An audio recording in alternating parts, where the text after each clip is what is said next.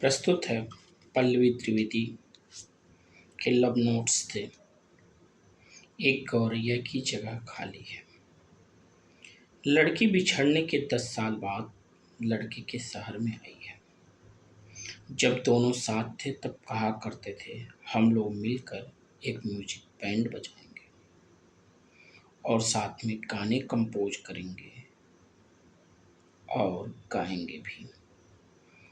दोनों को प्रेम कविताएं पसंद थीं और जब लड़का अपनी गहरी आवाज में उन कविताओं को लड़की को सुनाता था, लड़की प्रेम में गले गले तक डूब जाती थी। मैं तुम्हें जिंदगी भर दुनिया की सबसे सुंदर कविताएं सुनाऊंगा, लड़की का हाथ थामे हुए लड़का कहता।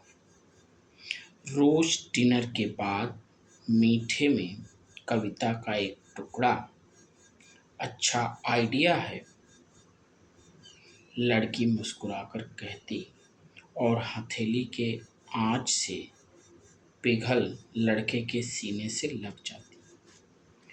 एक डोर के टूटते ही 7 स्वर से छन्न से बिखर गए। आज लड़की कॉलेज में जूलॉजी की प्रोफेसर है और लड़का बैंकर।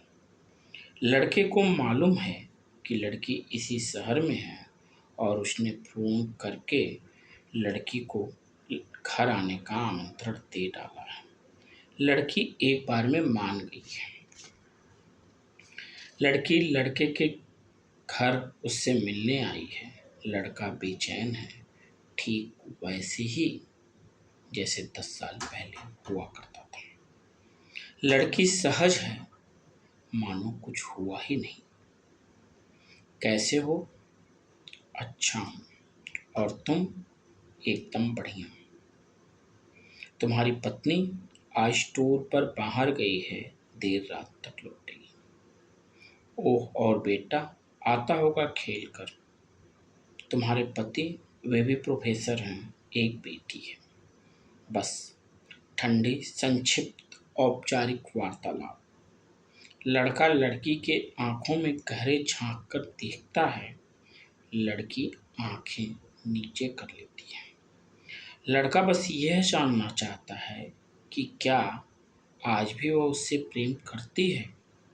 लड़का यह भी बताना चाहता है कि वह एक पल को उसे नहीं भूला, मगर वे एक ऐसे पुल के 2 किनारों पर खड़े हैं जो पूरी तरह ध्वस्त हो चुका है। अब पार करना कैसे भी संभव नहीं। लड़का अचानक तेजी से उठकर अंदर गया। उसे रोना आया है। लड़की की नजरें अब कमरे में घूम रही है। टेबल पर एक लंबी पूंछ वाले काले रंग का बंदर रखा हुआ है।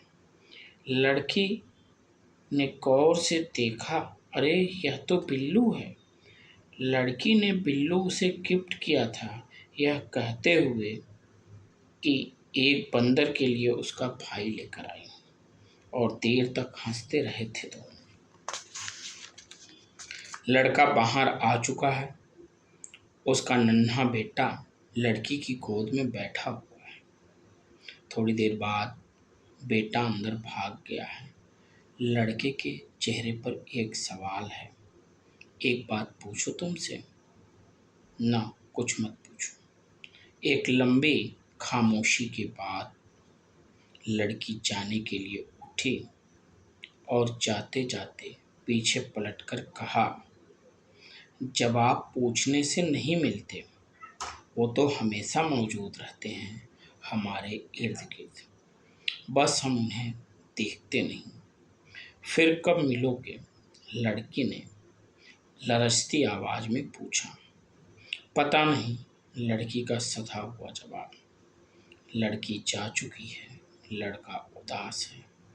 तभी बेटा उसके कंधे पर चढ़कर कहता है, पापा, उन आंटी को भी बिल्लू बहुत अच्छा लगा।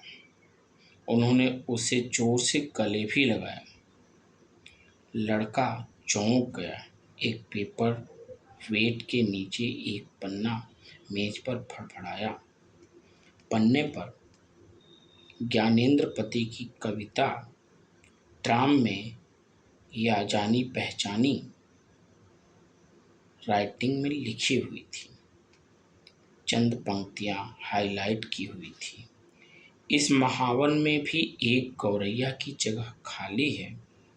एक छोटी चिड़िया से एक नन्ही पत्ती से सूनी डाली है।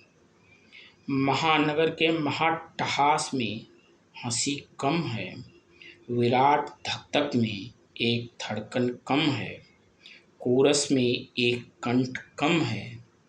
तुम्हारे तलुओं दो तलुए जितनी जगह लेते हैं उतनी जगह खाली है।